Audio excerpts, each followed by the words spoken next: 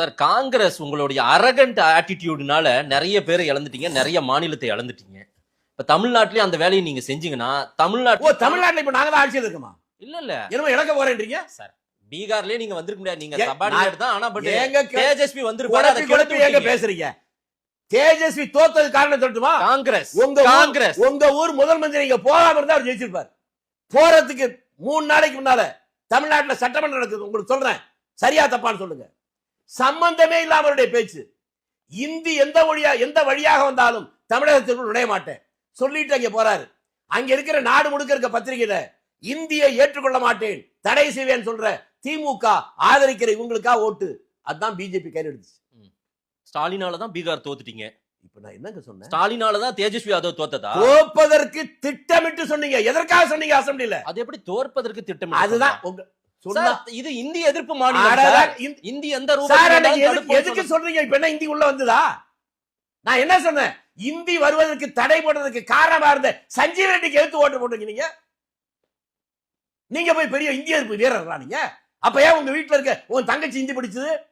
உங்க மாமா மகளை எப்படி இந்தி படிச்சா? இந்தி வந்து விட்டால் அம்மா என்று அழைக்க முடியாது, மாதாஜி, பிதா என்று அழைக்க முடியாது, பிதாஜின்னு சொல்லணும். ஊரெல்லாம் சொல்லிட்டு உங்க பேரன் எப்படிங்க டெல்லியில சின்ன வயசுல மந்திரியா இருக்கிறான்? அவனுக்கு நல்லா இந்தி தெரியும். அதுக்கப்புறம் ஒரு பெரிய கூட்டம் தங்கி நடக்கிற போது தேவிலால் பக்கத்துல உட்கார்ந்து பேச்சை, தேவிலாலுக்கு வேறு ஆங்கிலம் தெரியாது, உட்கார்ந்து மொழிபெயர்த்து சொன்னது யார் தெரியுமா? சொல்லுங்க சொல்லுங்க. கனிமொழி. சின்ன வயசுல, இது பழைய விஷயத்தை சொல்றேன். அப்பதான் இவங்க தெரியுமான்னா இந்தியில் படித்து பட்டம் பெற்றிருக்கிறதா இல்லையா கனிமொழி அவர்கள்? ஆமா. தமிழ்நாட்டில் இருக்க எவனும் இந்தி படிக்காதுன்னு ஓ வீட்டுல இருக்க பிள்ளைங்களை படிக்க வச்ச இந்த அயோக்கியத்தனத்தை செஞ்சுட்டு நீங்க என்னமோ பெரிய கொள்கை மரபு பேசுறீங்க. ஆமா சார், கொள்கை கூட்டம் தான் சார் அது, திராவிட கூட்டம். நீங்க நடத்துற பள்ளிகளில் நீங்க தமிழ்ல மட்டும் நடத்துறீங்களா? அதுலயே இந்தி இருக்கு சார். நீங்க பேசுவதற்கும் செயலுக்கும் சம்பந்தம் இல்லை. நீங்க எங்கிட்ட குறை நாங்க என்ன நான் கேட்கிறேங்க, 55 ஆண்டுகள் முடிஞ்சு போச்சு தீவிர அரசியலுக்கு வந்து. உங்களுக்கு தெளிவா சொல்லணும்னா 71 தேர்தல் பிரச்சாரத்துல என் மேல 4 கேஸ் போட்டாங்க. அதுக்கப்புறம் கல்லூரியில படிக்கிற போது 72 73 கேஸ். எமர்ஜென்சி பீரியட்ல என் மேல கொலை சதி வழக்கு. இவ்வளவு வந்திருக்கேன்ல. இன்னைக்கு வரை நான் பஞ்சாயத்து போர்டு மெம்பரா கூட வரல.